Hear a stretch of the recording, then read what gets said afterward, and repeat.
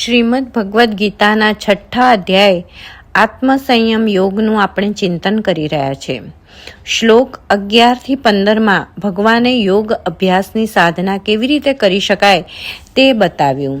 આ યોગ માર્ગમાં કેટલીક બાબતો ધ્યાનમાં રાખવા જેવી છે. તેનું દર્શન હવે ભગવાન શ્લોક 16 અને 17માં દર્શાવી રહ્યા છે.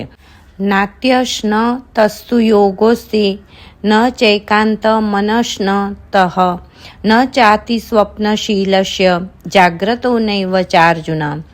હે અર્જુન, ઘણા ખાનારને યોગ પ્રાપ્ત થતો નથી, તેમ બિલકુલ ન ખાનારને પણ પ્રાપ્ત થતો નથી, અને બહુ ઊંઘનારને પ્રાપ્ત થતો નથી, તેમજ બહુ જાગનારને પણ તે સિદ્ધ થતો નથી. નાત્યશ ન તસ્તુ યોગોસ્તિ, જે બહુ ખાવાવાળા છે તેને યોગ સિદ્ધ નથી થતો. પોતાની ભૂખથી અધિક અથવા પોતાની આવશ્યકતાથી વધારે ભોજન ન કરવું. અતિ વર્જ્યતે, કંઈ પણ અતિશય એનો નિરોધ છે. વધારે ભોજન કરવાથી પેટ ભારે થઈ જાય, શરીરમાં આળસ ભરાઈ જાય, શરીર પ્રમાદી બને, શરીર થાકી જાય, અને આવું થાય ત્યારે જપ, તપ, યજ્ઞ, ભજન, ધ્યાન કેવી રીતે થઈ શકે? તેથી નાત્યશ ન તસ્તુ યોગોસ્તિ. તે જ રીતે ભોજન નહીં કરવાથી, લાંબા ઉપવાસ કરવાથી પણ યોગ પ્રાપ્ત થતો નથી. આયુર્વેદમાં કહ્યું છે કે જે ઉપવાસમાં ગુણ છે તે જ ગુણ અલ્પ ભોજનમાં છે. આયુર્વેદમાં ભૂખ અને ભોજન માટે લખ્યું છે કે ભૂખ હોય ત્યારે 50% પેટ ખોરાકથી ભરો, 25% પાણીથી ભરો અને 25% પેટ ખાલી રાખો. ખોરાક ન લેવાથી શરીરમાં શક્તિ ઓછી થઈ જાય છે, માંસ મજ્જા સુકાઈ જાય છે, શરીર કમજોર પડી જાય, હરવા ફરવાનું કઠિન બને અને સૂઈ જ રહેવાનું મન થાય. આવી વ્યક્તિનું ચિત્ત કઈ રીતે પરમાત્મામાં લીન થઈ શકે? તે કેવી રીતે ધ્યાન કરી શકે? તેથી લાંબા સમય સુધી ભોજન ન કરવું તે ઉપાય પણ શ્રીમદ ભગવદ્ ગીતામાં બતાવ્યો નથી. ભગવાન આગળ કહી રહ્યા છે, ન ચાતિ સ્વપ્નશીલસ્ય, અધિક માત્રામાં સૂવાથી પણ યોગ સિદ્ધ થતો નથી. અધિક સૂવાથી આળસ આવે અને વ્યક્તિ જો સૂવે જ નહીં તો શરીરને અને મનને આરામ ન મળે. મનમાં વિચારો ચાલ્યા કરે, મન વ્યગ્ર રહેશે અને મન યોગ અભ્યાસમાં એકાગ્ર થઈ શકશે નહીં. તેથી ન ચાતિ સ્વપ્નશીલસ્ય જાગ્રતો નૈવ ચાર્જુન.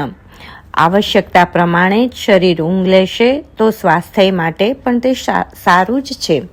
ભગવાન ત્યારબાદ આહાર અને વિહાર પરનું નિયમન શ્લોક 17માં બતાવી રહ્યા છે. યુક્તાહાર વિહારસ્ય યુક્ત ચેષ્ટસ્ય કર્મસુ યુક્ત સ્વપ્નાવબોધસ્ય યોગો ભવતિ દુઃખઃ. યોગ્ય આહાર વિહારવાળાને તથા કર્મોમાં યોગ્ય ચેષ્ટાવાળાને, યોગ્ય પ્રમાણમાં ઊંઘનાર તથા જાગનારને જ દુઃખોનો નાશ કરનારો એ યોગ સિદ્ધ થાય છે. ભગવાન આહાર અને વિહાર પરનું નિયમન કઈ રીતે બતાવી રહ્યા છે તે આપણે જોઈએ. આહાર હંમેશા શુદ્ધ અને પવિત્ર હોવો જોઈએ. ઉપનિષદમાં લખ્યું છે કે અન્નમય કોષ અને મનોમય કોષ તથા આપોમય એટલે કે જલમય કોષ અને પ્રાણમય કોષ એ પરસ્પર જોડાયેલા છે. તેથી જેવું અન્ન ખાઈશું તેવી જ અસર મન પર, અને જેવું પાણી લઈશું તેની પ્રાણ ઉપર અસર પડે છે. ગુજરાતીમાં પણ કહેવત છે, અન્ન એવું મન, જેવો આહાર તેવો જ વિચાર. તેથી જ આપણી સંસ્કૃતિમાં તામસી આહાર, પશુજન્ય આહાર પર રોક છે, બંધન છે. કેવી વૃત્તિથી ભોજન બનાવ્યું છે તેની પણ મન પર અસર પડે છે. ભગવાન યુક્ત આહાર કહે છે એટલે કે યોગ્ય આહારની વાત કરે છે. જેમાં મારો પુરુષાર્થ નથી, તે અન્ન ઉપર મારો અધિકાર નથી, અને તેથી તે મારા માટે યુક્ત આહાર નથી. એટલે જ આપણા શાસ્ત્રોમાં અન્ન ક્ષેત્ર ખોલવું તે પુણ્ય કાર્ય ગણ્યું છે, પણ અન્ન ક્ષેત્રમાં ભોજન કરવું તેને પાપ કહ્યું છે. યોગ્ય આહાર એટલે શરીરને આવશ્યક અને શરીર પચાવી શકે તેટલો જ આહાર. શરીરમાં રહેલી 3 પ્રકૃતિ કફ, પિત્ત અને વાયુ સમ રહે તેવો ખોરાક એ યોગ્ય આહાર ગણાય. શરીરમાં રહેલા વિવિધ અગ્નિ, જઠરાગ્નિ, વૈશ્વાનર અગ્નિ વગેરે સમ રહે તેવો ખોરાક જ યોગ્ય છે. શરીરમાં રહેલા 7 પ્રકારના ધાતુ સમ માત્રામાં રહેવા જોઈએ. તે જો ઇમ્બેલેન્સ થાય તેવો આહાર એ યોગ્ય ન ગણાય. આ રીતે શરીરના સ્વાસ્થ્યને જે સપોર્ટ કરે છે તે જ યુક્ત આહાર કહેવાય. આધ્યાત્મિક દ્રષ્ટિથી વિચારીએ તો યુક્તાહાર એટલે માત્ર અનાજની કે થાળીમાં પીરસાતા ભોજનની વાત નથી, પણ અહીંયા ભગવાને પ્રત્યેક ઇન્દ્રિય માટે યોગ્ય આહારની વાત કરી છે. ચક્ષુરેન્દ્રિય, કર્ણેન્દ્રિય, ઘ્રાણેન્દ્રિય, સ્પર્શેન્દ્રિય આ પ્રત્યેક ઇન્દ્રિયને એવો ભોગ આપવો કે જેનાથી મન બુદ્ધિ પુષ્ટ થાય, આત્મા પ્રસન્ન રહે, શીલ શ્રેષ્ઠ બને અને ઉન્નતિના માર્ગે આપણે આગળ વધી શકીએ તે જ યુક્ત આહાર છે. અન્યાય કે અધર્મથી મેળવેલ ભોગ એ ક્યારેય યુક્ત આહાર ન બની શકે. ત્યારબાદ ભગવાન વિહાર માટેનું પણ માર્ગદર્શન કરી રહ્યા છે કે યુક્તાહાર વિહારસ્ય. વિહાર એટલે વિચરણ. કોની સાથે વિહાર કરીએ છીએ, કેવી જગ્યાએ વિહાર કરીએ છીએ, આ બધી બાબતોની જીવન ઉપર ગાઢ અસર થાય છે. કર્ણ મહાભારતનું શ્રેષ્ઠ ચરિત્ર, તેનું વ્યક્તિમત્વ અર્જુનથી પણ શ્રેષ્ઠ હોવા છતાં તેનું અધપતન થાય છે. કારણ તેનો વિહાર, તેનું ઉઠવું બેસવું દુર્યોધન સાથે હતું. અને અંગ્રેજીમાં પણ આવી જ કહેવત છે કે one is known by the company who keeps. જેવી કંપની હોય, જેવો વિહાર હોય તેવું જ માણસનું ચરિત્ર ઘડાય છે. વિહાર એટલે વ્યવહાર. વ્યવહાર નીતિયુક્ત હોવો જોઈએ. મારો બીજા સાથેનો વ્યવહાર અને મારી જાત પ્રત્યેનું વર્તન એ અસ્મિતાયુક્ત હોવું જોઈએ. કોઈના આત્માનું હનન પણ નહીં અને મારા મનને પણ મારે મારવાનું નથી. આવા ડિગ્નિફાઈડ વ્યવહારની વાત ભગવાન યુક્ત વિહારસ્ય દ્વારા સમજાવી રહ્યા છે.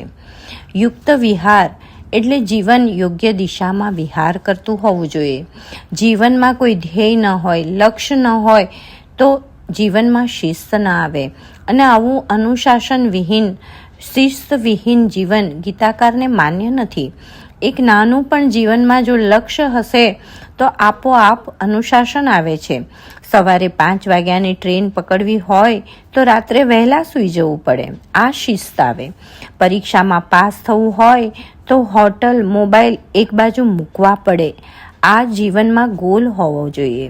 જીવનમાં ધ્યેય હશે તો જ જીવનમાં શિસ્ત આવશે. યુક્તાહાર વિહારસ્ય એટલે જીવન અનુશાસન યુક્ત હોવું જોઈએ. ભગવાન આગળ જણાવે છે યુક્ત ચેષ્ટસ્ય કર્મસુ. યોગ્ય કર્મ કરવાની ચેષ્ટા રાખવી, કામનો પણ અતિરેક ન કરવો. કર્મ એ ઢસરડો નહીં પણ કર્મયોગ બનવો જોઈએ. જીવનની વ્યવસ્થા ગોઠવતા શીખીએ. ધર્મ, અર્થ, કામ દરેકને દિવસના 8-8 કલાક આપીએ. પરંતુ કેટલાક લોકો અતિશય ભોગ મેળવવા માટે જ દોડધામ કરે છે, કર્મ કરે છે.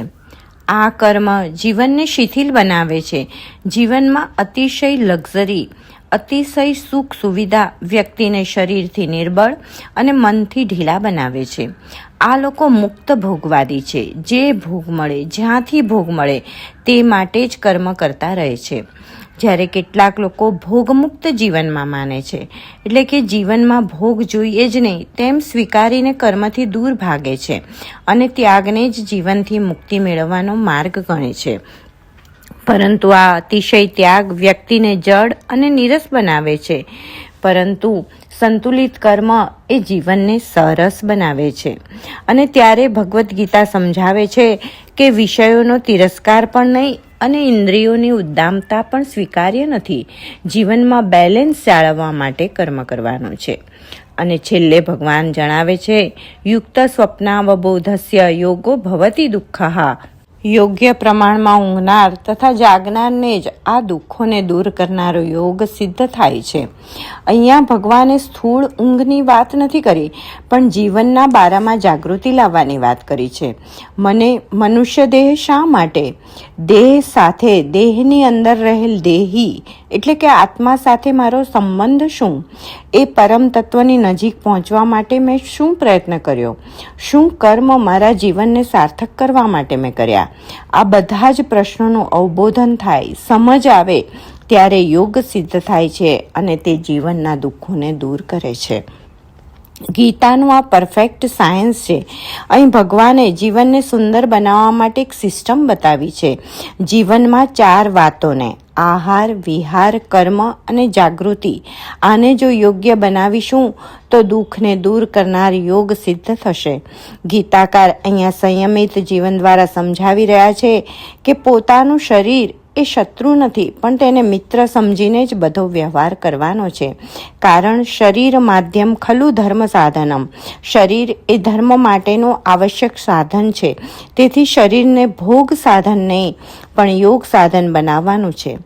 ધ્યાનના આ નિયમોનું જે પાલન કરે છે અને સ્વરૂપનું જે ધ્યાન કરે છે તે સાધકની સ્થિતિ કેવી છે એની વાત હવે ભગવાન આગળના શ્લોકમાં કરશે. જય શ્રી કૃષ્ણ.